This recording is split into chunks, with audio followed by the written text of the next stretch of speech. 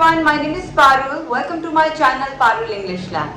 Today I'll tell you the difference between two really confusing phrasal verbs, take down and take off. I'll tell you the difference, their meaning and how they can be used in different sentences.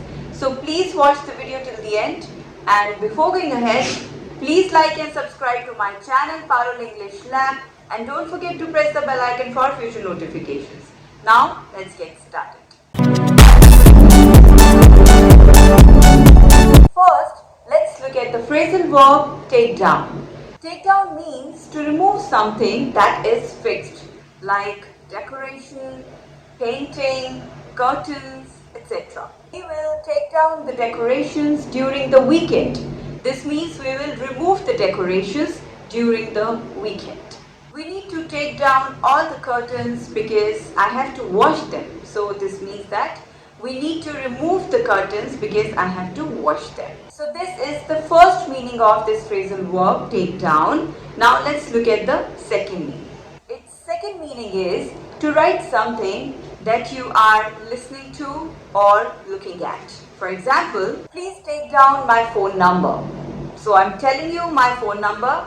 Please take it down means please write it down. She can take down the message. You can tell me the message and I'll take it down. Please tell me your address, I'll take it down.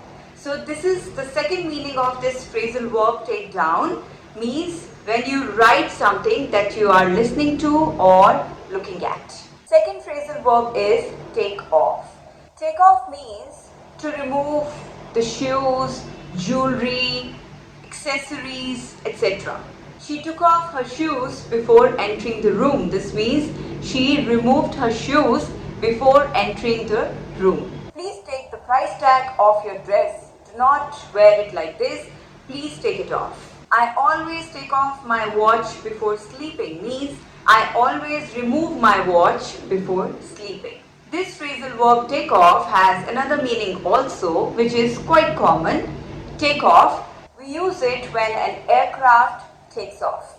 For example, the plane took off at 7 p.m. So these were two confusing phrasal verbs, take down and take off. We have understood their meanings and how we can use them in different situations. I hope you have understood everything, and you can also share some examples with me in the comment section. So that's all for today. Keep learning, keep practicing, and please like and subscribe to my channel Parul English Lab, and don't forget to press the bell icon for future notifications. Thank you, take care, have a great day.